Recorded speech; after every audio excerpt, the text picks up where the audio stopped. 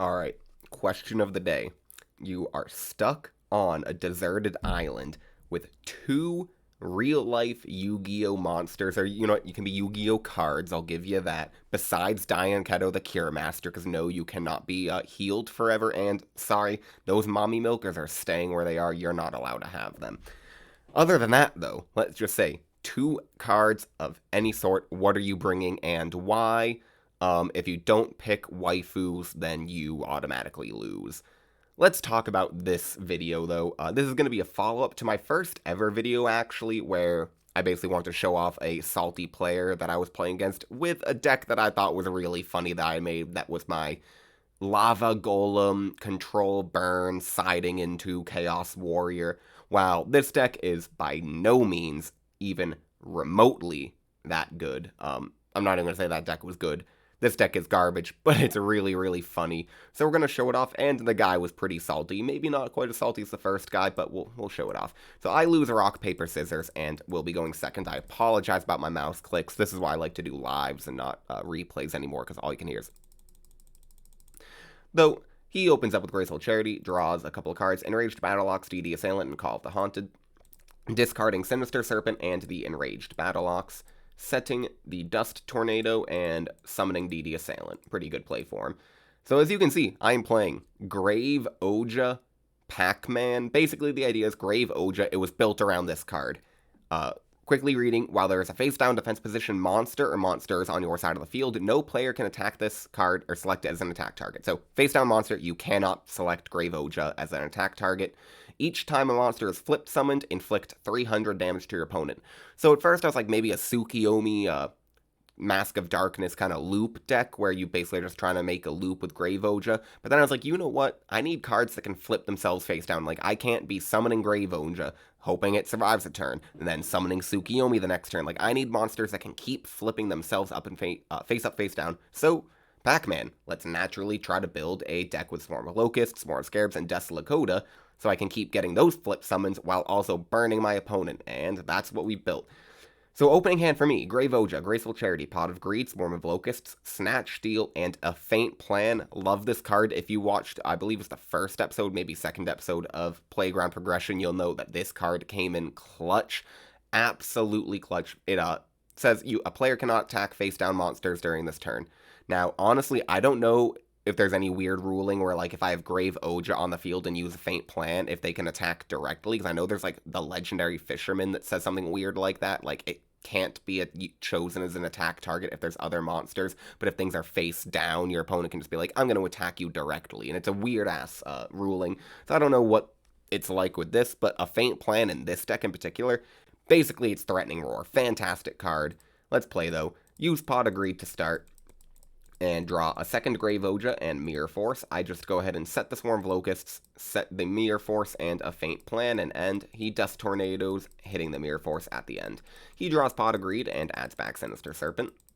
He uses the Pot of Greed, drawing Rhoda and Dust Shoot. He Nobleman across outs, hitting the Swarm of Locusts, and just hits me for 17 with the DD Assailant. He then goes ahead and sets Call of the Haunted and Trap Dust Shoot, passing over to me. I draw into Mask of Darkness, he Dust Shoots, and hits the Darkness that I immediately drew, so I have two Grave Oja, Snatch Steal, and Graceful Charity in my hand. Use Graceful Charity, draw Tsukiyomi, Gravity Bind, and Solemn Judgment. Discard Tsukiyomi and one of my Grave Ojas. Use Snatch Steal, take his DD Assailant, summon Grave Oja, and try to poke for some damage. He called Haunted, so this is, I think, where the salt started. Now, tell me, am I shark or whatever? No, I'm playing by the rules of GOAT format. I learned the hard way that this was the ruling, so now, when I have an opportunity to do it, I will do it. So, you saw, I attack on attack declaration, he chains Call of the Haunted, or not really chains, I mean, it's not a chain, because that's not Chain Link Win, but upon attack declaration, he activates Call of the Haunted, summoning Enraged Battleox. I go, okay, so I will now attack with DD Assailant, naturally, and let's just get rid of both the monsters. So Snatch Steal goes to the grave, both monsters get banished, and then I attack again with Grave Oja. He says, you attacked already. I say, GOAT format, yes. I say, I declare no field. Basically, I explain the ruling. So if you don't know, I'm going to go here. Basically, you can see in the chat, He's trying to argue that it's not. I tell him, like, I know that this is not how modern Yu-Gi-Oh works, but in GOAT format, this is the way it goes. I call a judge, and then while the judge I was waiting, there was actually none online, but I did find on the official GOAT format, it's like goatformat.com/basic rulings. It's rule number 5. There you go. You guys can see right there. And I literally copy pasted for him. You can see. Basically, if an opponent chains Call the Haunted, it's almost like you're a monster that you declared the attack with forgets it ever declared. So now when you be like, I'm going to go to this monster and attack, I can then say, all right, now I'm going to declare again. But it's not really again, because it's as if he forgot he ever declared. It's not like modern Yu-Gi-Oh where it's declare, I summon a monster, and it's like, oh no, now that I've said I attacked, I can't like do it again. It's crazy, but point being, I knew the ruling, I took advantage of it. Again, maybe if he tried to say, like, you know what, I'm actually just going to set the Call the Haunted, I won't chain, or I'll chain it, like, I'll let the first attack go through, I'd say, you know what, fine, you didn't know the ruling, I'm not going to shark him. But he didn't, he just, like, let it go through, so whatever. We continue, he's probably a little salty that I knew this ruling. He draws Heavy Storm, obviously I'm going to Solemn Judgment, putting myself down to 3150, because I want to keep all of my back row. He rotas, and gets a DD Assailant, summons DD Assailant, and goes in for battle, tries to attack, and I flip Gravity Bind, just saying no. Draw Mask of Darkness, and end my turn. He draws Trap Dust Shoot. Using Rhoda, he gets himself another DD monster, this time DD Warrior Lady instead of Assailant. He then uses Exiled Force to pop the Mask of Darkness and sets Trap Dust Shoot. I draw Cyber Jar, setting the Cyber Jar immediately. He draws Mystical Space Typhoon, summons DD Warrior Lady, and then goes to battle, hitting the Gravity Bind so he can attack. I just copy-paste here the effect that says you cannot attack Grave Oja. And so then he says, okay, attacks the Cyber Jar instead. This is where I say, do I want to allow the Cyber Jar to go off and destroy? I mean, these are two good monsters to destroy. They both would get effects normally if I attacked in them and destroyed by battle, but by destroying them with Cyber Jar, that's a really great way to get rid of the monsters. The problem is, though, it's his battle phase, and I really don't want to get all my monsters on the field and then just lose them. Because Pac-Man monsters, you need to establish on your field immediately. Like, you cannot let your opponent be destroying them. So I actually choose to think here, and you'll see, activate a Feint Plan, so I basically say you're not going to destroy Cyber Jar, and I'm going to do it during my turn. I draw another copy of Grave Oja, and you can say I messed up a little bit here. Basically, I start adding and doing all my cards, like special summoning and adding them, before he banishes all his 5. So then he starts adding and all that, blah blah blah. Special summons Abyss Soldier and Enraged Battle Ox. I special summon Lakota, Swarm of Locusts, and Scarabs. He gets Mirror Force, Ring of Destruction, and then this is basically what was a little confusing. Then he banishes Knock and adds it to hand, and I just had to go into the logs a little bit here. It took us a minute or two in the actual game, and you can see that we were talking, just because I was trying to figure out, like, okay, what did you add, and make sure he didn't actually try to sneak a 6th card or anything crazy like that. And I show him what I added. And technically, I'm supposed to be able to, like, shuffle around the monsters, and so he wouldn't know where everything is, and probably I should have done that, knowing that he had Nobleman, but I just, set the cards, activate Araby, and set the Threatening Roar that I had, and then he just uses the Nobleman on the Lakota where he knew it was. Maybe if he had hit something different, would have actually been a different story in the long run, but it actually works out. I flip the Swarm of Scarabs, so I wanted to do Locusts first, because basically I wanted to keep the Scarabs. My game plan was to slowly but surely hit everything on his field with Swarm of Scarabs, but I knew that Ring of Destruction was on the field, so when I flipped the Locusts, I was really hoping I would hit the Ring of Destruction, not the Mirror Force. That way I could then safely keep doing the Swarm of Scarabs loop, but I missed. I mean, Mirror Force is still a great hit, so it's not like it was terrible, but he does get 500 damage on me with the Ring of Destruction on Swarm of Scarabs. Luckily, the effect does go off. Now, I also remember during the game, and I should have realized that set monster was the Sinister Serpent, because I'm pretty sure I knew he had it already. I'm almost certain I knew he had it. I should have gone after the Abyss Soldier, because I was like, well, the Abyss Soldier can continuously use this effect, and especially when I did see it was the Sinister Serpent, I was just worried of, like, a Magician of Faith or something like that. But I was like, oh, now he's going to get the loop of Abyss Soldier. and he can start doing things like using it against my area B. Yes, I'd be able to chain Threatening Roar if, say, he used Abyss Soldier on the area B to put it back in my hand by discarding the Sinister Serpent, but he then chose to set the Sinister Serpent. Basically, he misplayed really hard. I think he should have kept that loop going with the Abyss Soldier. Now that I know that is Sinister Serpent because he didn't set any back row, I'm basically never going to get rid of the monster. So I flip the Locusts and do 300 damage to him and destroy the Trap Dust Chute. And set it. And then I flip some of the Mask of Darkness here, do another 300, and get Solemn Judgment, just because Solemn, if you can have a Solemn, you always want the Solemn. He activates Snatch Steal, and I basically, like, my entire game plan is use YuGiOh for burn damage, so I just say no, activate Solemn Judgment, and I accidentally took too many life points. I took 1375, then realized it wasn't half, so I had to add back, and then took 1325. I love when you get to the 25s, but I promise this game's even better, because we're going to go not just to the 25s and like 75s of life points. He does use the Abyss Soldier and discarding his second Abyss Soldier to activate or send the area B back to my hand, which he should have done last turn with the Sinister Serpent. So you're basically seeing right here, he should have never set that Sinister Serpent. If that was in loop in his hand right now, basically coming back every turn for a free Abyss Soldier effect, I'd probably be losing this game. But he messed up, and so I chain Threatening Roar after he targeted the area B. I draw another Threatening Roar, funny, and do some more damage with YuGiOh and Swarm of Scarabs, activate Area B, and just start setting everything. And now I basically know if he doesn't have the Sinister Serpent loop, I'm just never going to give it to him, and I can just start doing a little bit of damage. He activates the Delinquent Duo, hitting just one card out of my hand, which was the Threatening Roar, and I'm just going to start doing a little bit of damage, slowly but surely, 300 at a time by flipping and setting the Swarm of Locusts. Draw another Swarm of Locusts, do the same thing here. Set the other Swarm of Locusts, so now I will be able to just do 600 damage every single turn. And you can just watch, flip, flip, set, set. He draws Sangan, which was the best draw he could probably have gotten, because now he goes ahead and summons it, and it obviously can get under the level cap of Area B, so it can stay in attack position and try to attack. I do chain a Faint Plan, because I really just want my monsters to stay on the field as long as possible. I draw a Mask of Darkness of my own, flip, flip, set, set, and set the Mask of Darkness from my hand. He draws another dead card in the Trap Dust Chute. I use Threatening Roar. Obviously, I say enter battle phase, because if you don't know, if your opponent attacks and then you say chain Threatening Roar, well, it says your opponent cannot declare an attack, but your opponent's already declared, and it doesn't undeclare the attack. So you have to use it entering the battle phase or end of main phase. He summons Tribe, activates Tribe, getting rid of the YuGiOh. I draw Premature. Maybe a little risky here. Do 525 to summon the YuGiOh to get 600 more damage, and setting them all. Basically, it was stupid because then he can just do this again, and he discards another card with Tribe Infecting Virus to get rid of the YuGiOh. And this was a big play here. Basically, the reason I flipped some of these Swarm of Locusts and hit the Sangan is because Sangan was the only monster that can attack. I do this, and you'll see here, I misclicked.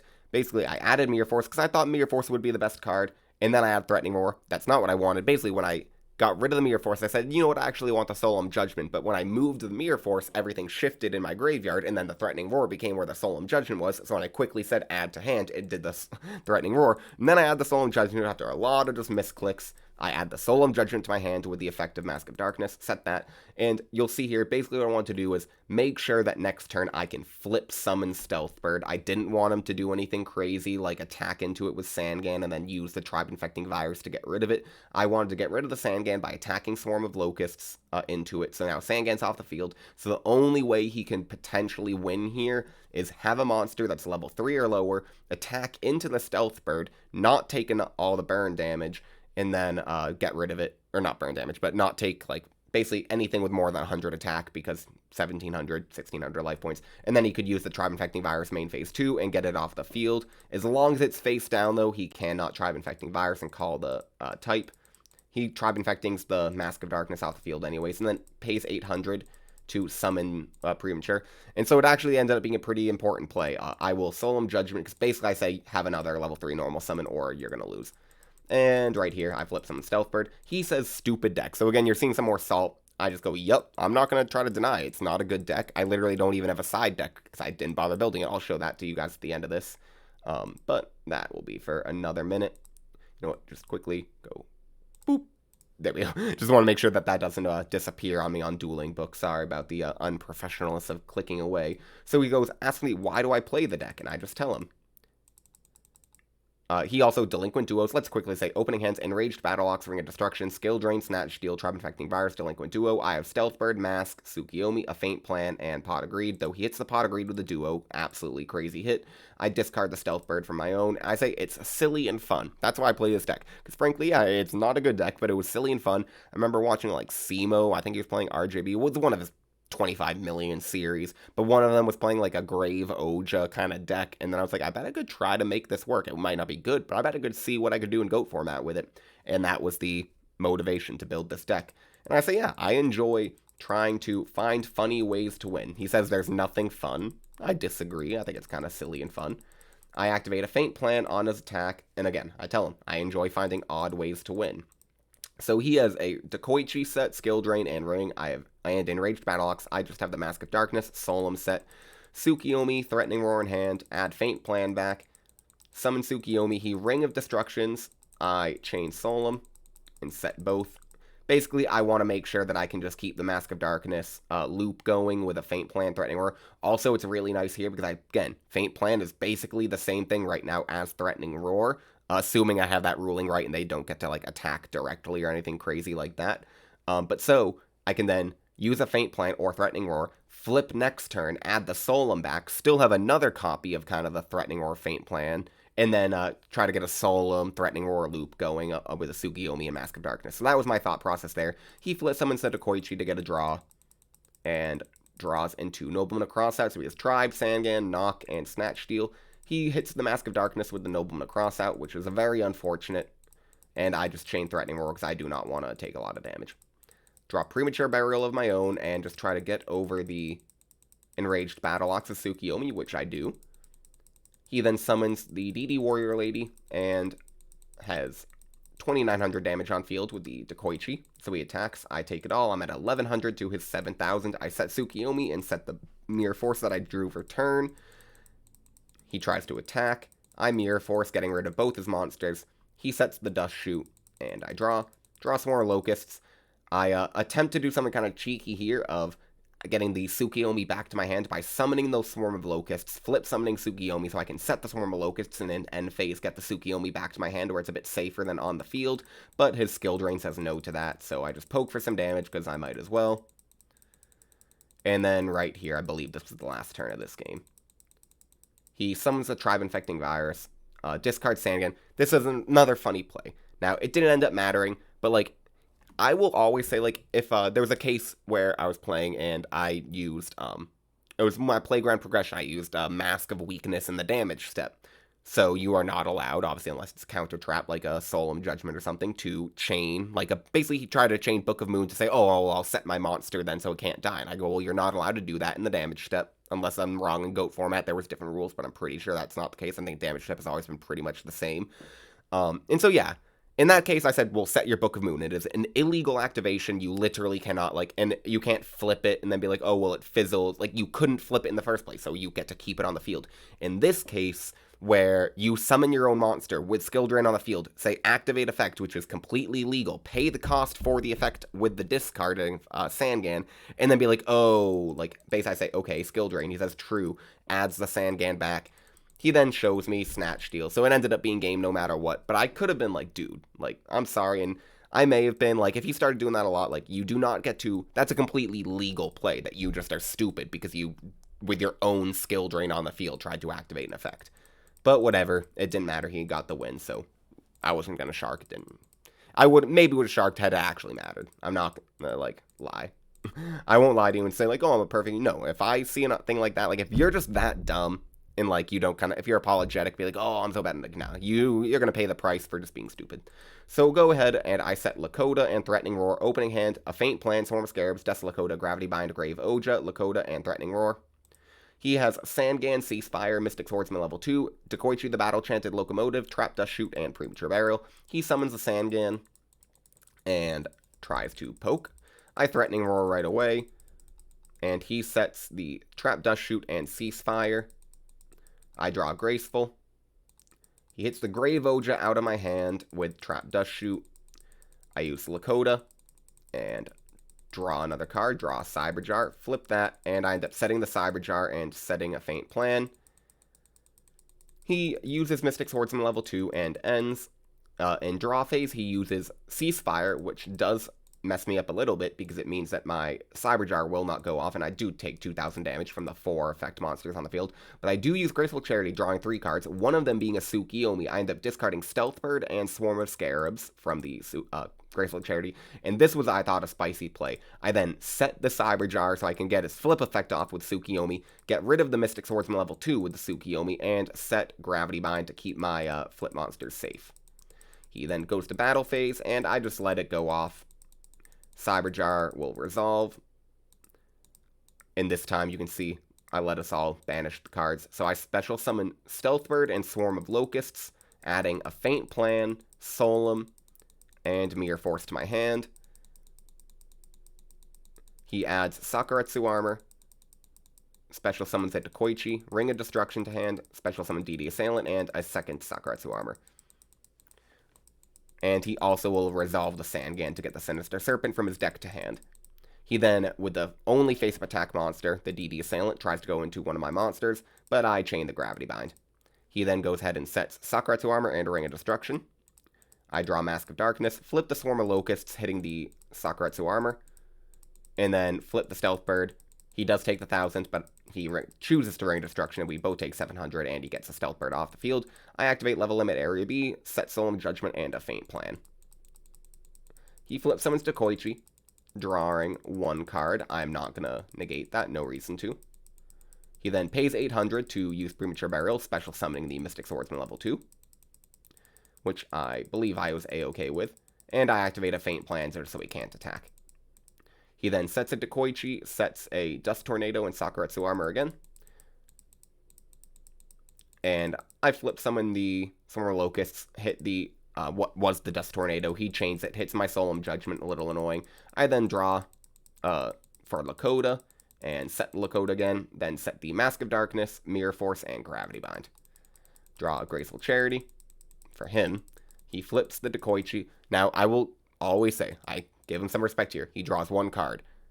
I swear, guys, if you play GOAT format, always pay attention to when your opponent flips a Dekoichi with a Dekoichi on field, because you don't know how many times people just draw 2 cards or whatever, like, automatically just go draw, shuffle, hand, and you have to be like, literally, like, dude, you drew 2, and they're like, yeah, read Dekoichi. Every single time, I swear. They're like, read Dekoichi, bro. Just look at the card. Are you stupid? And I go, yeah. Each face-up Bokoichi, the frightening card. I'm like, it literally doesn't say the same card. I'm just like, are you stupid? Read your card. I love it. Frankly, I actually do get some enjoyment out of it because I know that they're going to be like, look at the card, bro. And I'm going to be like, look at the card, bro. Because I just come back at them with the same exact thing they say to me. But this guy knew what he was doing. He drew the 1 card. But literally, if you're playing and you see that, pay attention because people are going to try to draw 2. And if you don't catch it, you're screwed. He activates the Graceful Charity, so he's digging. Discards Sinister Serpent and Bazoo, Mystic Swordsman, and I'm just going to Mirror Force. He sets another Dekoichi. I flip summon Mask of Darkness to get back my Solemn Judgment and destroy the Sakuretsu Armor with my Swarm of Locusts. I then set Solemn Judgment, set Swarm of Scarabs, and I just have a nice field going here. He flips Dekoichi, and I mean, imagine this. Imagine if this dude thought he actually got to draw for more cards, and he tried to, like, draw 3, but no, he draws 1 because he knows what he's doing. He draws Nobleman with Cross out, and then hits my Swarm of Scarabs. He Heavy Storms, I say no with Solemn Judgment. And I try to use Lakota. He says no to Skill Drain. Gets back the Sinister Serpent. Pays 1,000. Gets Tsukiyomi and Mask of Darkness out of my hand. I just swap everything to defense. And draw Judgment. He draws Exiled Force. We're just passing turn back and forth now. I draw Premature Burial. He draws Sakuretsu Armor. Frankly, I don't know why he would discard the cards he did there. Like, he discarded Enraged Battle Ox and Sakuretsu Armor. I know he has another, but, like, discard the Sinister Serpent. Like, there's literally no reason not to. It'll always come back to your hand. Unless you really think I have some weird way to get it out of your graveyard, but, like, I have not shown you anything that could do that. Discards the Bazoo again. Discard the Sinister Serpent. It will come back. This was, I thought, pretty cool play. I Heavy Storm both my Gravity Binds and my Level Limit Araby just to get rid of his Skill Drain. But then I do start doing some more damage with the Grave Oja and the Dust Lakota, and I activate Level Limit Araby again. He draws Mirror Force, Abyss Soldier, and I Judgment the Abyss Soldier. I just do not want him getting things off the field, and he then summons Exile, and I'm just like, dude, you summoned, you don't get to do 2 summons in a row. He realizes, gives it back. Swarm of Scarabs, and I just pop the Assailant, because it's the only monster that actually has an effect, and just start doing some damage with my Grave Oja. He draws Exiled Force and pops the Oja. I summon another Oja and just keep doing what I'm doing. Flip Scarabs, flip Swarm of Locusts, flip Desolate Lakota, and flip them all back face down, doing 900 damage that turn, setting a couple of cards. He uses Rhoda to get, I believe it was, yep, DD Warrior Lady. And then Rhoda's here, believe he fails to find. Snatch Steal, goes for the Grave Oja. Because it's my win condition, I say no. And this is what I love. I don't know if I actually caught it. I'm pretty sure it happened in game 1 as well. But, like, you enjoy when you go down to the 25s. Every Yu-Gi-Oh player loves when they're in the 25s and 75s for life points. Because, like, it just makes math so easy. Well, I give you, literally, we are supposed to be at 662.5 life points. But we can't do it, so we are 663. Like, this is so funny. I love when, in GOAT format. It typically happens in GOAT because it just has more cards that have your life points, like Judgment and Return and things like that. But when you get to these, like, literally half life point scenarios, I just think it's funny because it, like, makes math, like, it's so weird. I enjoy. It gives me a smile. Alright, so at 662.5 life points, we start flipping our monsters and doing everything. And setting. And then this is it. He draws Trap Dust Shoot, and I believe this was the last turn. Yep. So he says 6 of 7 cards beats me. Starts swearing, fuck God, fuck you, bitch, whatever. I'm just sitting here, I'm like, okay, dude, like, I don't know what I did. I wish I could go and, like, look into his deck. I don't know what cards he had could have beaten me.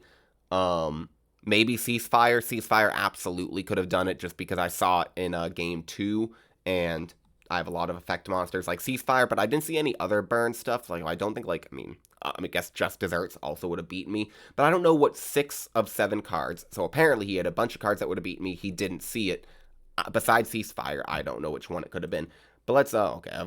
After all that, I end up timing out. Let's see if this will be quick. Skip intro. Duel. Is it? Come on. I just want to show the Grave Oja deck off, guys. Are you also... Is my mic not recording?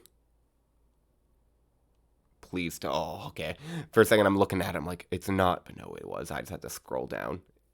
All right. Scared me there for a second. Scared myself. And that's the deck I was using earlier. Where's the Grave Oja burn? There we go. So, literally, this is it. Did not change a single thing. I ran into that match with this deck. Beautiful side deck that I just didn't even bother completing. Extra deck or fusion deck, literally monsters. Like, it doesn't matter because I have no way to go into them. My favorite being a Bikuri box. Like, just funny. Is this a... Do you consider this a toon card? Like, I swear this should be a toon card, but I know it's not, but it should be. Alright. Quickly going over the deck list, though. 1 Cyberjar. I also really like the idea of Pac-Man Cyberjar decks because I think that using... basically, Cyberjar and Pac-Man work really well. Because Pac-Man, you want to use a lot of cards. I think a Faint Plan is going to be a new Pac-Man staple for me. Because it just says, alright, you're not attacking. Like, I'm going to get my flip effects off this next turn. In Cyberjar, also is very similar to the Pac-Man cards, where you say, I need to do this on my turn. So Faint Plan or Threatening Roar with a Cyberjar. And then you flip the Cyberjar, get a bunch of your Pac-Man monsters on the field. Maybe you add another Threatening Roar to your hand with the effect. And all of a sudden, you now have 3 more effects you're going to get off next turn. And your opponent can't, like... You can do some crazy stuff with Cyberjar. So that's where I really want to throw it in there. Desolate Lakota, Swarm of Locusts, and Swarm of Scarabs. I didn't want to go too heavy with, like, Medusa Worms or Golem Sentries. I thought if I start going too much into those other flip, like, up and flip down monsters, then it would start turning into just basic Pac-Man and bad Pac-Man at that, because I'm trying to play Grave Oja. I wanted to make this a Grave Oja burn deck that happened to abuse Pac-Man cards, not a Pac-Man deck that tried to make Grave Oja as a weird, viable, like, tech card.